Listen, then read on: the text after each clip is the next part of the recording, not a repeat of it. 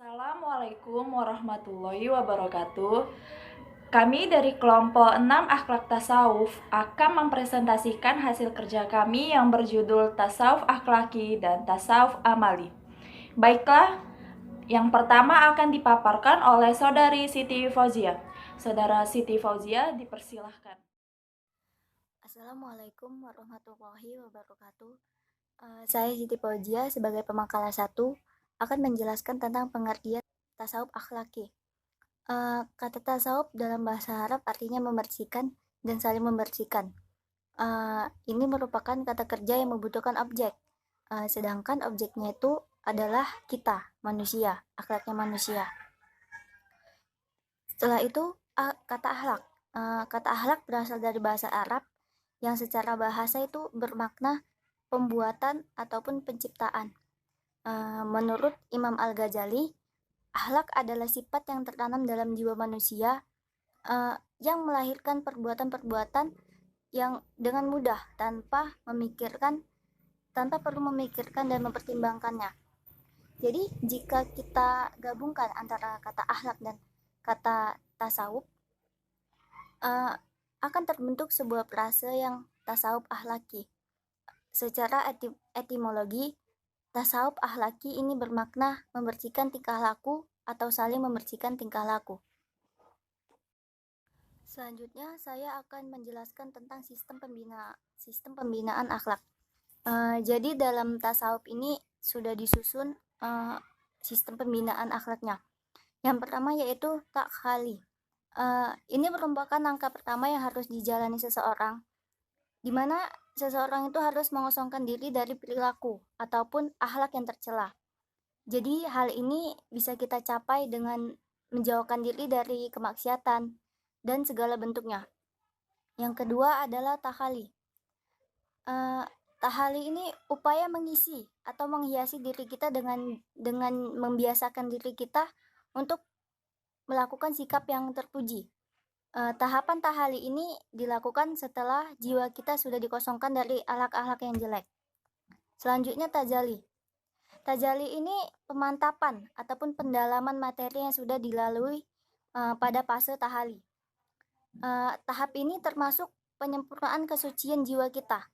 Para sufi berpendapat bahwa tingkat kesempurnaan kesucian jiwa kita hanya dapat ditempuh dengan satu jalan, yaitu cinta kepada Allah dan memperdalam rasa cinta kita kepada Allah.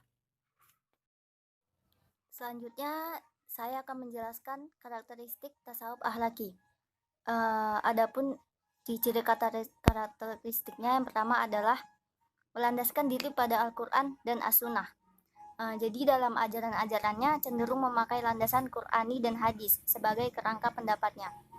Yang kedua, kesinambungan antara hakikat dengan syariat, yaitu keterkaitan antara tasawuf dan ilmu fikih.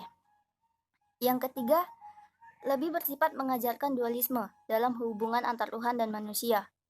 Yang keempat, lebih terkonsentrasi pada soal pembinaan, pendidikan akhlak, dan pengobatan jiwa dengan cara latihan mental seperti tahali, dan tajali tadi.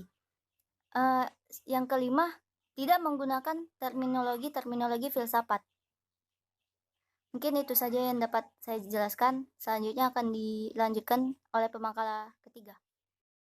Assalamualaikum warahmatullahi wabarakatuh.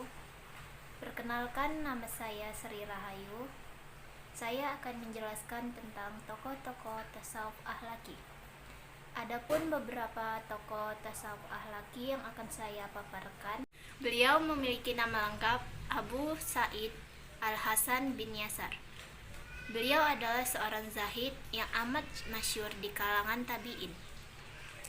Beliau lahir di Madinah pada tahun 21 Hijriah atau 632 Masehi dan meninggal pada tahun 1100 Hijriah atau 728 Masehi.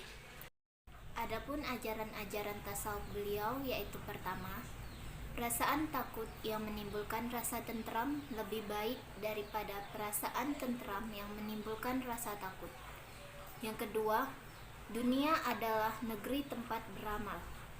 Yang ketiga, tafakur membawa kita pada kebaikan.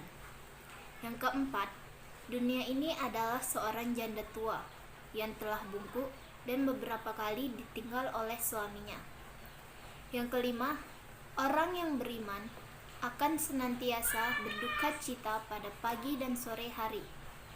Yang keenam, hendaklah setiap orang sadar akan kematian yang senantiasa mengancam hari kiamat yang akan menagih janjinya. Yang ketujuh, banyak duka cita di dunia memperteguh semangat amal saleh.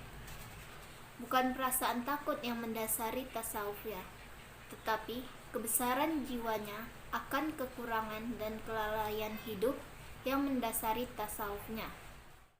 Yang kedua, Al-Musahibi. Beliau memiliki nama lengkap Abu Abdillah Al-Haritsdi Asad Al-Basri Al-Baghdadi Al-Musahibi.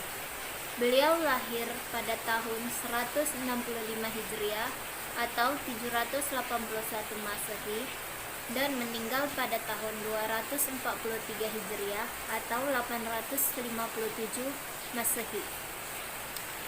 Adapun ajaran-ajaran yang beliau sampaikan, yang pertama, makrifat. Adapun tahapan-tahapan makrifat yaitu pertama, taat. Yang kedua, aktivitas anggota tubuh yang telah disinari oleh cahaya yang memenuhi hati. Yang ketiga, khazanah, keilmuan dan kegaiban kepada setiap orang yang telah menempati kedua tahap tersebut.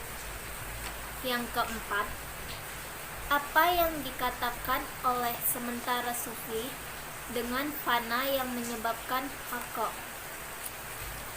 Yang kedua, khauf dan raja, rasa takut dan pengharapan yang menempati posisi penting dalam perjalanan seorang, memberikan jiwa dan berpegang teguh kepada Al-Quran dan As-Sunnah.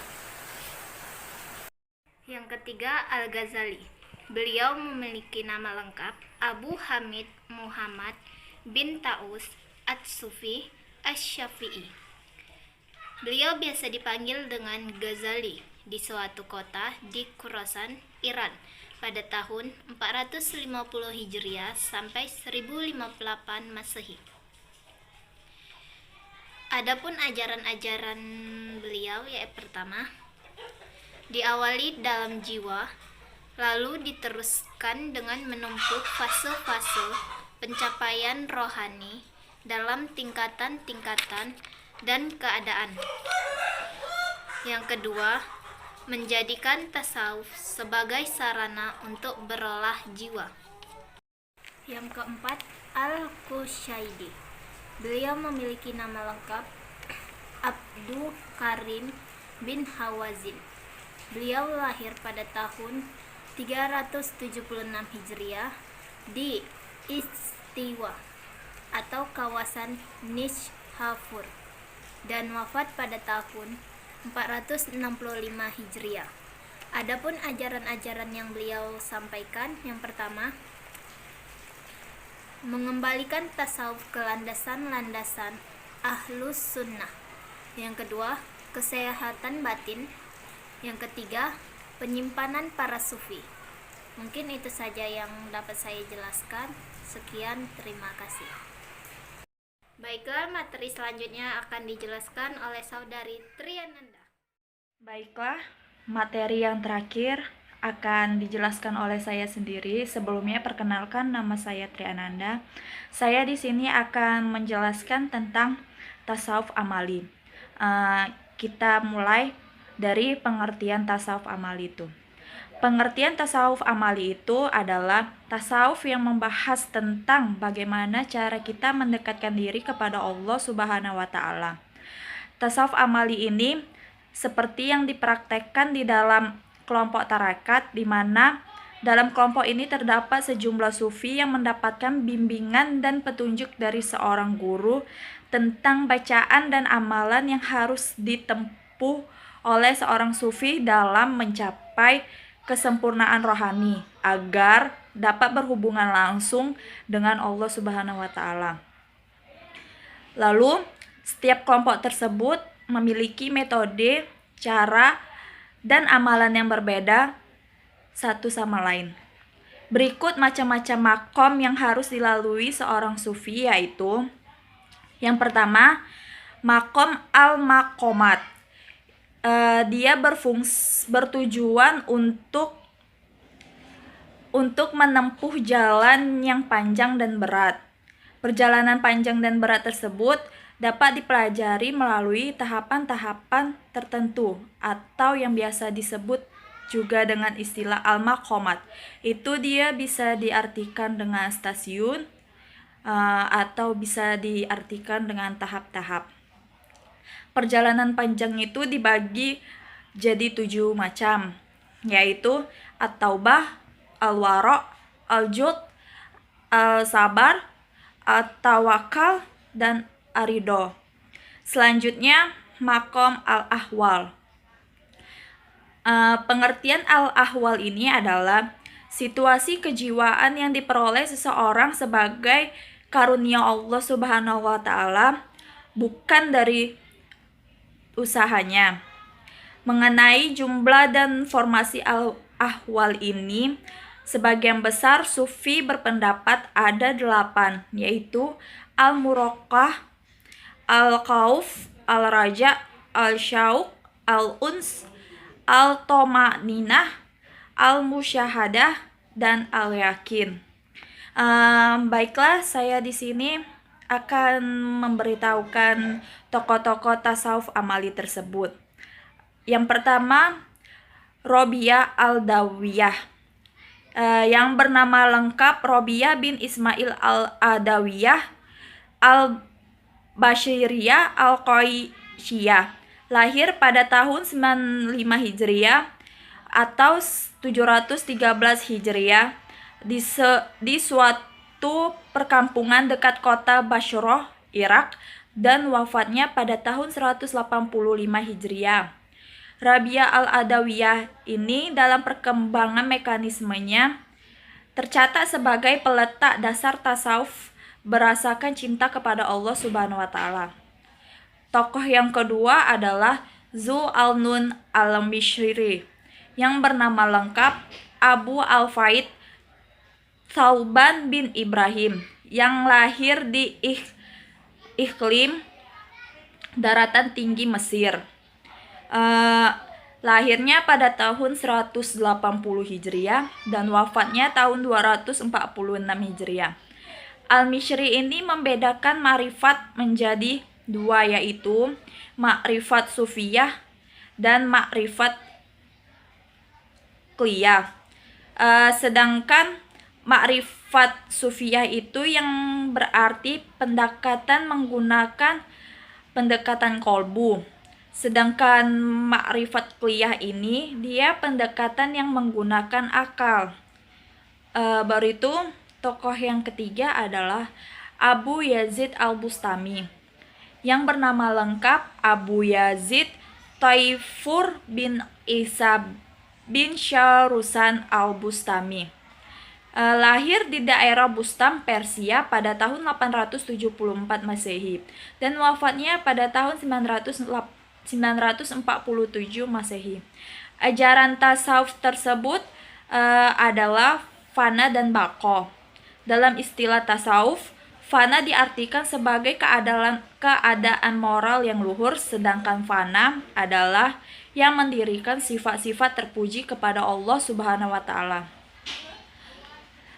Tokoh yang terakhir dalam tasawuf amali ini adalah Abu Mansur al-Hallaj, yang bernama lengkap Abu al-Mughis al-Husain bin Masyur bin Muhammad al-Baidawi, yang lahir di Baidah, sebuah kota kecil di daerah Persia pada tahun 244 Hijriah atau 855 Masehi. Di antara ajaran tasawufnya yang paling terkenal adalah al-hulul dan wahdat asyuhud, yang kemudian melahirkan paham wihdat al-wujud, yang artinya kesatuan wujud, yang dikembangkan oleh Ibnu Arabi. Sekian dari penjelasan saya. Terima kasih. Baiklah, di sini saya akan menjawab pertanyaan dari saudari Suryaningsi. Yang pertanyaannya itu adalah, sebutkan beberapa contoh tasawuf akhlaki dan amali di kehidupan sehari-hari. Baiklah, di sini saya akan menjawabnya. Contoh tasawuf akhlaki di kehidupan sehari adalah, sebelumnya kami sudah menjelaskan pengertian dari tasawuf akhlaki yang berarti membersihkan atau saling membersihkan. Jadi contoh dalam kehidupan sehari-harinya itu adalah kita harus berzikir dan tunduk kepada Allah Subhanahu wa taala dengan ikhlas. Kemudian banyak-banyak membaca Al-Qur'an selepas sholat, memberikan zakat dari hasil keringat yang sudah kita cari. Insya Allah dosa-dosa yang selama ini sudah mulai terbersihkan. Lalu kalau contoh dari tasawuf amali adalah, kita harus rajin-rajin beribadah agar lebih dekat kepada Allah Subhanahu wa taala. Kemudian kita mengikuti pengajian-pengajian yang berhubungan dengan keislaman agar kitanya mendapatkan lebih banyak ilmu dan lain-lain. Mungkin itu saja yang bisa saya jawab dari pertanyaan saudari Suryaningsi. Semoga bermanfaat buat kalian semua. Sekian dan terima kasih. Baiklah, saya akan menjawab pertanyaan dari Siti Tarisa. Pertanyaannya, berikan contoh masing-masing dari Al-Maqmad dan Al-Ahwad. Adapun contoh orang yang memiliki Al-Maqmad dan Al-Ahwad dalam tasawuf, yaitu pertama, orang yang selalu meninggalkan perbuatan sebagai dosa besar, seperti contohnya menyekutukan Allah Subhanahu wa taala, durhaka kepada orang tua, berzina, meminum khamar, bersumpah palsu, dan membunuh alasan yang dibenarkan agama. Yang kedua, orang yang meninggalkan dosa kecil, seperti perbuatan makruh, sikap dan tindakan yang menyimpang dari keutamaan, merasa diri suci, merasa telah dekat dengan Tuhan. Yang ketiga, bertobat tertinggi adalah dari kelengahan hati mengingat Allah Subhanahu wa taala. Kalau bertobat dari dosa atau maksiat itu biatobasa. Namun, bertobat dari lengah mengingat Allah hanya mampu dilakukan oleh orang yang derajat tinggi. Yang keempat, sabar dalam pandangan sufi. Musuh terberat bagi orang-orang beriman adalah dorongan hawa nafsunya sendiri, yang setiap saat dapat menggoyahkan iman. Kesabaran merupakan kunci keberhasilan dalam meraih karunia-Nya Allah Subhanahu wa taala. Yang lebih besar, mendekatkan diri kepadanya, memperoleh kedudukan mulia di sisinya, karena tanpa kesabaran, keberhasilan tidak mungkin dicapai. Yang kelima, tawakal. Berarti mempercayakan atau menyerahkan segenap masalah kepada Allah Subhanahu wa taala dan menyadarkan kepadanya penanganan berbagai masalah yang dihadapi. Yang keenam, ridha. Seorang hamba tidak akan berontak batinnya terhadap segala cobaan Allah Subhanahu wa taala. Akan tetapi, ia akan menerimanya dengan senang hati. Ia tidak minta masuk surga dan tidak minta dijauhkan dari neraka. Di dalam hatinya tidak ada perasaan benci.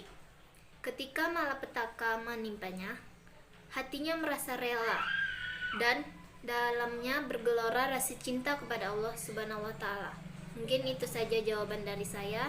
Kurang lebihnya saya mohon maaf. Wassalamualaikum warahmatullahi wabarakatuh. Baiklah, saya akan menjawab pertanyaan dari saudari Febri Disasmita. Pertanyaannya, bagaimana cara agar kita cinta kepada Allah? Cinta kepada Allah ini kan sudah menjadi fitrahnya manusia. terutama kita umat Islam. Cuman terkadang sering ketutup dengan kotoran hati kita, dengan perbuatan maksiat-maksiat kita. Jadi cara agar kita jatuh cinta kepada Allah, yang pertama itu banyaklah bersedekah amal kebaikan. Yang kedua itu berkumpullah dengan teman-teman yang soleh dan soleha. Dan yang ketiga itu kita tingkatkanlah ibadah kita kepada Allah Subhanahu wa Ta'ala. Demikianlah hasil presentasi dari kami. Semoga apa yang sudah kami berikan bermanfaat bagi kalian semua dan bagi yang sudah menonton. Apabila ada kata-kata yang salah, kami mohon maaf dan mohon ampun kepada Allah Subhanahu wa Ta'ala. Baiklah, wassalamualaikum warahmatullahi wabarakatuh. Bagi penonton jangan lupa di like, Comment, share, and Jangan lupa di subscribe. Wassalamualaikum warahmatullahi wabarakatuh. See you.